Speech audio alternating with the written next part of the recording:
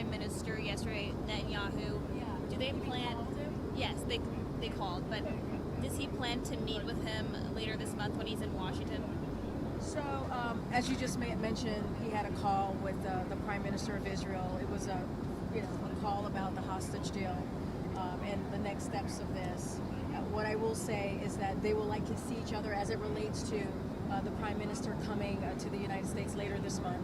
They will likely see each other when the Prime Minister is here, but I don't have anything to finalize to share. I will say, I know I had some questions about NATO. Later today, NSC is going to do a background call on NATO. And as it relates to the hostage deal, I know that the NSC did a background call yesterday, so we're hopeful about the direction things are moving in, but there's still going to be a lot more work to do, and we remain dedicated to securing the release of the hostages and securing a ceasefire. There has been too much suffering for too long. It's time for the war to end. And that's part of the discussion that they had yesterday, the additional steps and outstanding issues that need to be resolved to facilitate the finalization of a deal. And so I'm not going to outline those here, obviously, but we have also been exerting every pressure to Hamas to bring this deal to a close through our work with partners in the region. And so certainly that we'll never negotiate here, but we'll have more to share when it's time. NATO is next week. Is the president looking forward to being in the room with all of these leaders in the fallout after the debate? And then a follow to that is, what will the vice president's involvement be during NATO? You would have to reach out to the vice president's office about her involvement. I don't have that in front of me, obviously. Look, foreign leaders, and I've spoken to this a little bit, I'll just reiterate, have seen Joe Biden up close and personal for the last 3 years. They know who they are dealing with and how effective he has been. He has restored America's standing on the world stage, delivering for the American people at home, strengthened our alliances and partnership around the world, and repaired the damage that we inherited.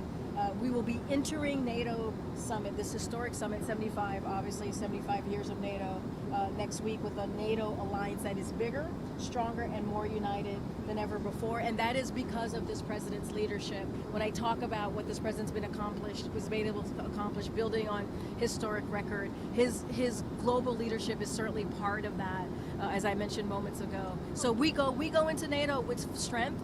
And these foreign leaders have seen him in action. They've seen him personally. They've had conversations with him, obviously, and so that's how we feel about next week. It'll be an important moment.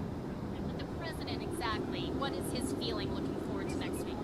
He's looking forward to engaging with the world leaders, and this is 75 years of NATO. I think that's important, and NATO is stronger now than it was when he got into office, right? It is stronger now. Two more countries have joined.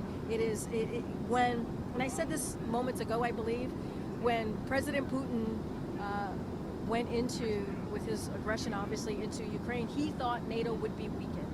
That's what he thought. And because of the president's leadership, that did not happen. If anything, as I just stated moments ago, over and over again, it has strengthened. It is stronger than it's ever been before.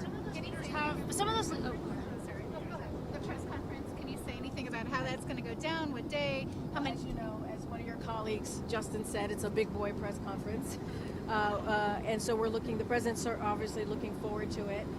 And so we'll have more to share as we get closer to it, but there will be a press conference, a full-blown press conference. Is that a solo?